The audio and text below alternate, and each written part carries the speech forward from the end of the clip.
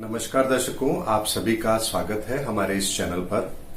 दोस्तों, वर्तमान समय में सभी लोग चाइना को लेकर के बहुत ज्यादा चिंतित हैं और ऐसे में बहुत सारे दर्शक हमारे ये जानना भी चाहते हैं कि चाइना का भविष्य कैसा है। अब अगर यदि हम चाइना के भविष्य की बात करें तो लॉजिकली ये बिल्कुल भी सही नहीं है कि हम चाइना की कुंडली देखें, क्योंकि किसी भी देश की कभी कोई कुंडली बन ही नहीं सकती, क्योंकि देश कभी एक समय पर नहीं बने, वो सदियों से यहां मौजूद है। यदि हम भारत की बात करें तो क्या भारत 15 अगस्त 1947 को बना था? क्या उससे पहले भारत नहीं था? तो हम 15 अगस्त 1947 की कुंडली भारत की कैसे मान सकते हैं? वो तो एक पड़ाव था जो ईस्ट इंडिया कंपनी और मुगलों ने यहां पर शासन किया, जिसकी वजह से भारत का अस्तित्व यहां पर नहीं था, यहां पर किसी और का आधिपत्य था, लेकिन भारत तो सदियों से यहां पर है। ऐसे में यहां पर उस समय के शासक की कुंडली देखना अनिवार्य है, क्योंकि शासक ही उस देश को संचालित करता है। तो यहां यदि हमें चाइना के बारे में बहुत कुछ जानकारी हासिल करनी है तो हमें इस समय पर वहां के जो शी जिनपिंग उनकी कुंडली का अध्ययन करना पड़ेगा। अब यहां भी दोस्तों जो पब्लिक डोमेन में उनकी कुंडली उपलब्ध है वो 15 जून 1953 की है। अब यदि उस कुंडली को हम देखते हैं तो वर्तमान परिस्थिति से बिल्कुल भी मैच नहीं करती है, क्योंकि उस कुंडली के आधार पर यदि हम बात करें तो सिंह लग्न की कुंडली बनती है, लेकिन महादशा उन्हें मंगल की चल रही है। यानी मंगल से पहले जो उन्हें चंद्रमा की महादशा चली है, जो 11 जनवरी 2009 से लेकर के 11 जनवरी 2019 तक है, ये समय उनका सबसे खराब काल साबित होना चाहिए, लेकिन ऐसा नहीं है। इस समय पर चाइना ने बहुत तरक्की की है। बात करते हैं कि फिर सही समय क्या है, तो हमें हमारे व्यूवर ने उनका सही समय उपलब्ध कराया है, इसीलिए मैं वीडियो आज आपके सामने लेकर आ रहा हूं। उनका वास्तविक जो जन्म समय है और जन्म तारीख है वो 13 जून 1953 है, और यदि उसके आधार पर अगर कुंडली हम तैयार करते हैं तो वर्तमान परिस्थितियों में बिल्कुल सही बैठती है। अगर हम उनकी कुंडली के बारे में थोड़ा सा डिटेल में जाएं तो यहां सिंह लगन की कुंडली बनती है। दोनों समय से हमें सिंह लगन की कुंडली ही मिलेगी, चाहे हम 13 से बनाएं या 15 से बनाएं, लेकिन भोग काल के अंदर बहुत बड़ा फर्क आ जाएगा, महादशाओं में फर्क आ जाएगा, जिसकी वजह से व्यक्ति को जो प्रभाव मिलने चाहिए अपने ग्रहों के, उसके समय में एक बहुत बड़ा परिवर्तन आ जाएगा।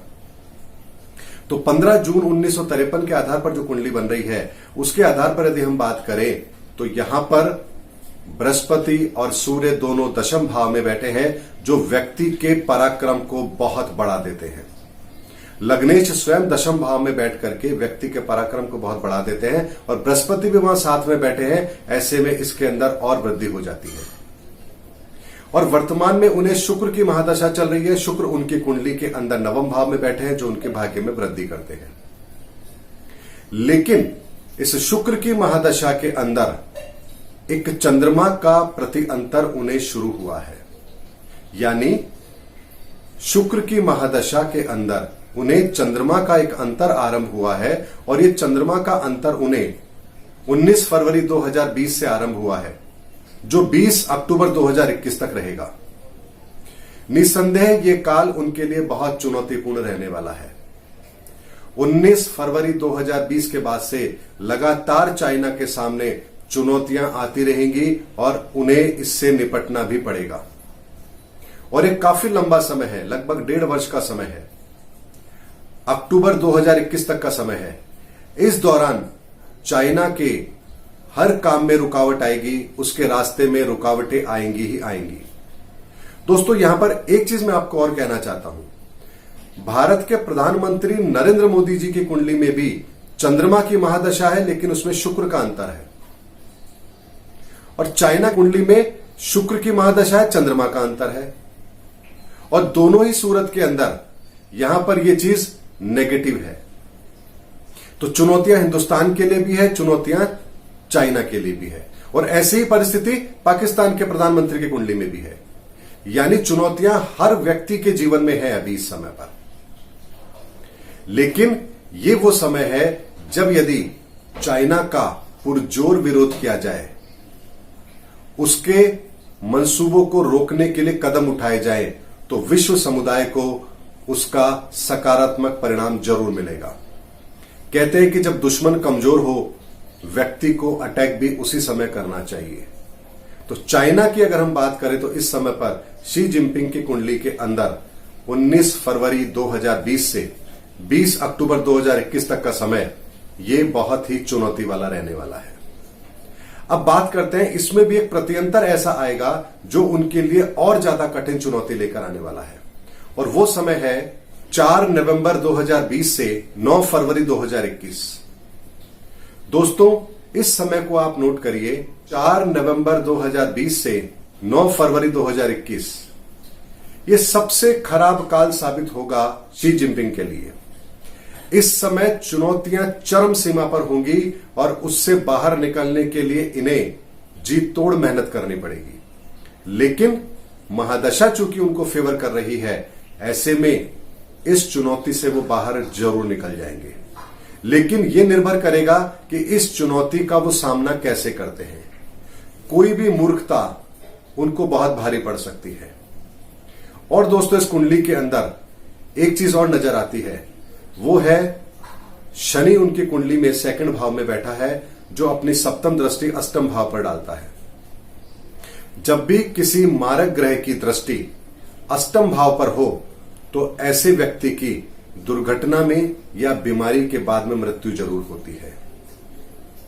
ये संकेत भी इनकी कुंडली से मिल रहे हैं। इस विषय पर हम किसी और दिन उनकी पूरी कुंडली एनालिसिस के वीडियो में बात करेंगे, लेकिन एक इंडिकेशन मुझे मिला, वो मैंने आपको बताया कि शनि का ये प्रभाव उन्हें बहुत अधिक आयु नहीं देता है। यानी जैसा कि आप लोग देखते हैं कि कोई राजनेता 80 वर्ष, 85 वर्ष, 90 वर्ष तक जीवित है, तो ऐसी परिस्थिति इनकी कुंडली में नहीं बन रही है। एक औसत आयु इनको जरूर मिलेगी, लेकिन अधिक नहीं मिलेगी। जब भी शनि का अंतर प्रत्यंतर आएगा, तब इनको किसी दुर्घटना का सामना भी करना पड़ेगा। वो दुर्घटना अकस्मात दुर्घटनाएं होंगी, उसका जरूरी नहीं है कि वो शारीरिक रूप से उसका प्रभाव पड़े। कई बार परिस्थितियां ऐसी विकट हो सकती है जिससे बाहर निकलने का रास्ता बहुत मुश्किल से मिलता हो, और ऐसी ही एक परिस्थिति यहां पर नवंबर से लेकर के फरवरी के बीच में बनेगी। यानी 4 नवंबर 2020 से लेकर के 9 फरवरी 2021 के बीच में ऐसा ही एक समय आ रहा है जब उनके लिए चुनौतियां पूरी तरह से उनके सामने खड़ी होंगी, और जिससे बाहर निकलने का रास्ता उन्हें बहुत मेहनत करने पर, बहुत चुनौतियों का सामना करने पर बाहर निकलने का रास्ता उन्हें मिलेगा। तो हमारे दर्शक ये जानना चाहते थे कि चाइना का भविष्य कैसा है, शी जिनपिंग का भविष्य कैसा है। तो एक उनकी कुंडली के अंदर जो मैंने अध्ययन किया वर्तमान समय को लेकर के, वो मैं आपके सामने लेकर आया हूं। उम्मीद करता हूं आपको ये वीडियो पसंद आया होगा। अगले वीडियो में इससे आगे की जानकारी लेकर फिर मैं आपके सामने आऊंगा। तब तक के लिए जय हिंद, जय भारत।